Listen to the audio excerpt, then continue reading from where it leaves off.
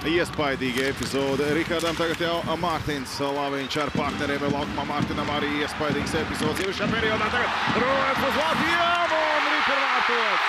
Latvijas izlase panūko pārsvaru uz tablo. Tas ir Rulers. Rainers Rulers, 20 gadus vecais hokejs, dos vārdus.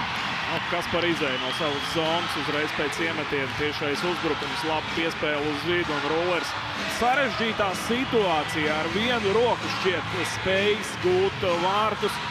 Un te mēs varam atzīmēt Lehtinenu laikam un viņa to nepārliecinošo sniegumu, kas ir bijis spēlējot Zviedrijas atvainojas augstākajā līmenī. Tagad arī šeit Lehtinens kļūdās. Jau skatāmies te epizodu līdz galam ar vienu roku. Vienkārši pastumta ripa ledus līmenī vai pa ledu un tā izsprūgt cauri kājsargiem.